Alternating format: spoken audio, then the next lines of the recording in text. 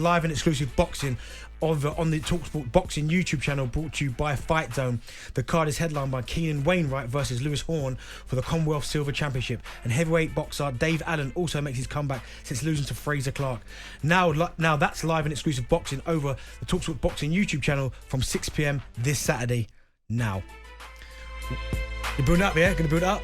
Now we're joined by the trainer of the Fire on that card and a true boxing legend, one of the best to ever do it. He's joining us on Drive now. Let's say hello to Mr. Roy Jones Jr. Roy, how you doing? I'm doing good, brother. How y'all doing? Yeah, we're really good. We're really good. Listen, it's really appreciate your time. Thanks for joining us. I mean, we're big boxing fans over here on talkSPORT. So to have someone of your caliber, a legend like you, like, it means a lot. Thank you, brother. I appreciate it. I'm always honored to be on your show. Well, listen, we love that. We'll just crack straight on. So we want to talk about your fighter first and foremost. What can fans expect to see from James Wilkins this weekend? Well, James is a scrappy guy. You know, he's a New Yorker, so most New Yorkers are pretty scrappy. And they come for the action. They want the action. You know what I mean? They want that smoke. So he's the type of guy, he want that smoke, and he was looking to get it this weekend. Roy, just a quick one for me. Being so good as you was as a fighter, what makes you transition into a trainer? Because a lot of people have tried and have fallen short, but you seem to be able to transition and get these fighters to just do what you want them to do, but in their way, which a lot of boxing trainers struggle with, don't they? Yeah, people struggle with it because they try to make something out of something that's not there.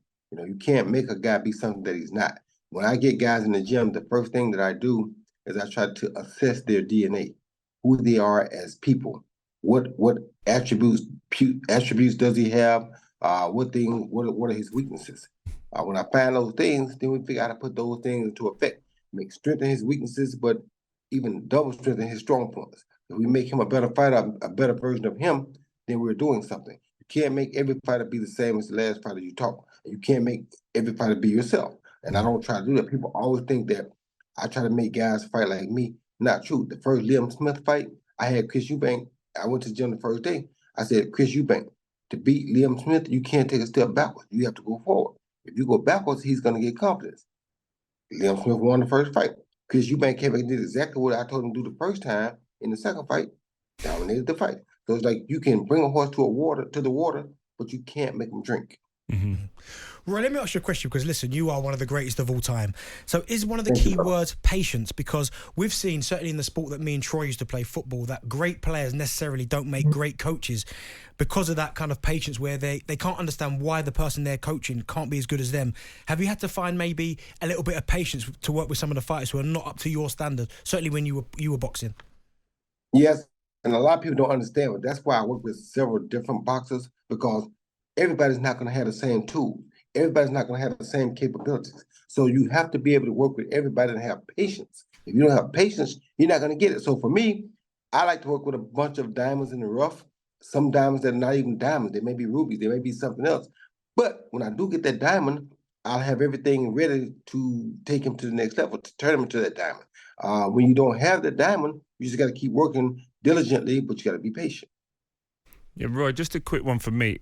We see a lot of the exhibition fights, and obviously Mike Tyson, Jake Paul seems to be the one that's doing the rounds. I just wondered, on your side of the water, how is that being received? Because here it's so much confusion about whether that is a proper fight, the rules, the regs, and obviously you and Mike had an exhibition fight not too long ago. Is it being received well over there? Because over here, for us, it's more, we don't want to see our legends get hurt at all. Well, you're not going to see Mike get hurt against Jake Paul. That's why they put on 16-ounce gloves and headgear. They didn't put that on to protect Mike. They put that on to protect Jake. You don't worry about Mike getting hurt at all. When I was in the ring with Mike, we weren't worried about Mike getting hurt. We were worried about me getting hurt. I'm a small guy for his weight class. So, yeah, we don't want to see the legends get hurt.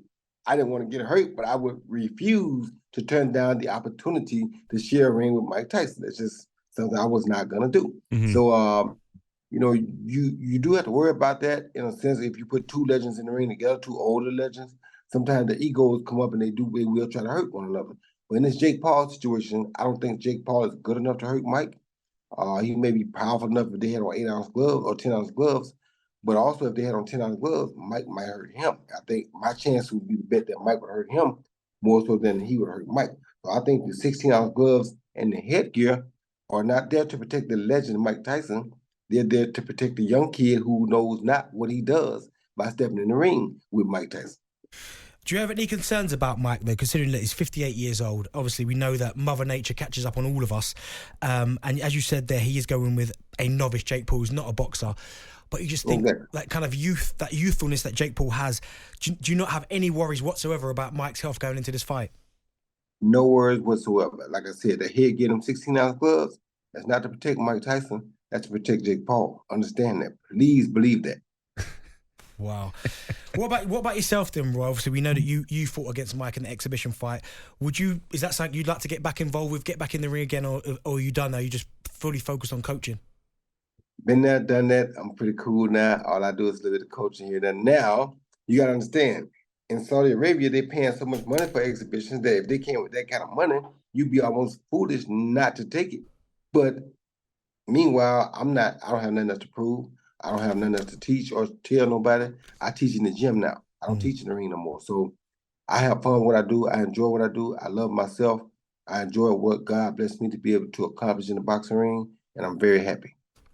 Right, for us over here, who in your stable of fighters is the one that you're saying, look out for this guy, that we should all be looking out for? It's a couple guys, you know what I mean? I have a guy there named Kevin Newman, Crunch Time, who's fighting here. He's a good guy. I have a guy named Mandeep Jangra, who is an Indian kid. He's somebody to look out for. Also training Archie Sharp and Tony Curtis from here.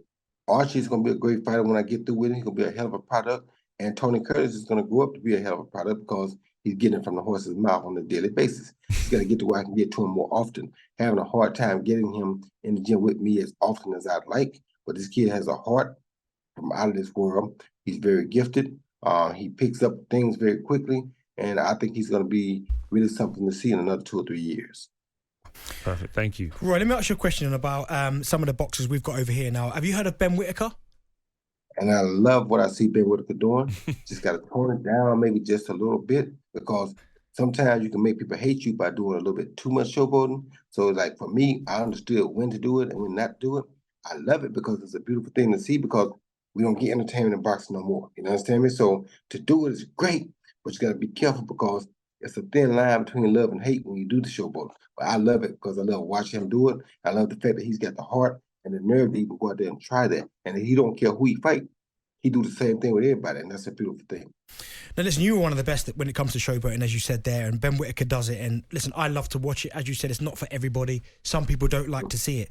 But do you think, can you see him, and I don't know how much you've seen of him, but can you see him, the higher he moves up the ladder and he starts fighting for world titles, becomes world champion, him being the exact same? And were you the exact same? Were you showboating from the very start all the way to the very end? Or was it something that you maybe picked up along the way?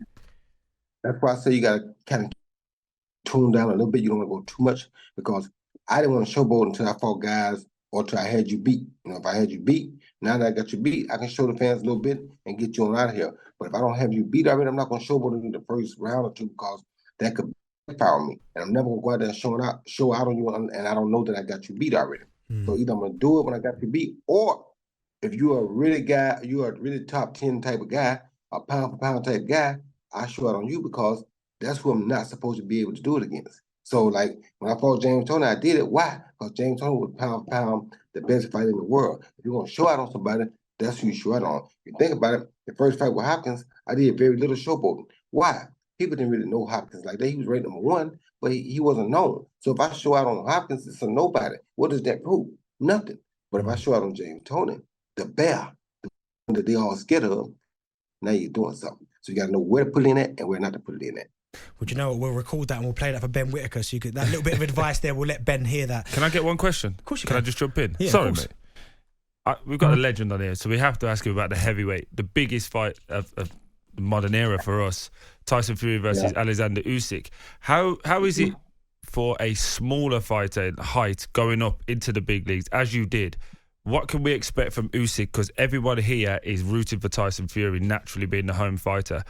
But he's shown already that he can do damage with AJ. As it should be. They should be rooting for Fury, and I'm going to tell you like this. It's like I told people about AJ fighting Francis Ngannou. I'm a fan of all of them. I love all the big fighters over here.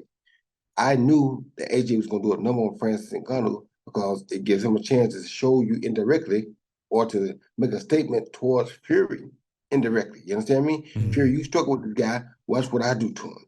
And in some people's mind, that makes them say now that, whoa, is AJ better than Fury? And that's what AJ wants to try to prove. Until he gets him in the ring, he got to prove any other way that he can. So right now, if you look at the Ngannou fight, you think AJ definitely is a better fighter than Fury. Not necessarily the case, but that's just what it looks like. Usyk, on the other hand, is a guy who's a great technician, but he's not all that explosive.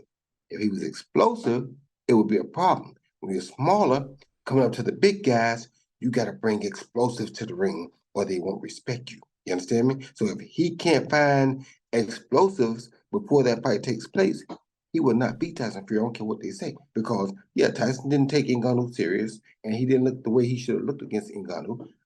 But he's still Tyson Fury. He's definitely going to take Usyk serious. Right, I mean, Tyson Fury or Alexander Usyk, I mean, a lot of people have said they could be one of the pound-for-pound kings of world boxing. Is it Canelo, Terence Crawford? Who would you say is the pound-for-pound king right now? Right now, the true pound-for-pound king is Terence Crawford with the kid Inoue right on his back. And I'm going to tell you why. Terence Crawford has been dominating for the last 10 years. Ain't nobody came close. Only reason he didn't get the pound-for-pound title earlier is because nobody that was high enough on the ladder would give him the opportunity. But he's definitely now pound-for-pound the king. Inoue is fast on his heel because everybody give Inoue destroys. You understand me? After that, you probably got to go towards B-Ball. You know, B-Ball been doing his thing for a while. B-Ball has shown that he can be whatever he wants to be. Now, if he beats Better BF, he's probably going to get the new crown of pound-for-pound king. Well, you mentioned Terence Crawford there, and there are rumours and apparently talks that he could be stepping in the ring with a former fighter of yours, Chris Eubank Jr. I mean, what do you see happening in that fight? That fight I don't even see happening yet because they just announced yesterday that Terence Crawford is now the #1 contender, the mandatory for Pandora, who just upset Tim Tszyu at the 154-pound division. And I'm sure that for Terence Crawford, he wants to keep going up and gathering these titles in different weight classes because that's what somebody else did along his way. He kept going up and up and up. So now they proved that if you want to be great, you keep going look for trouble.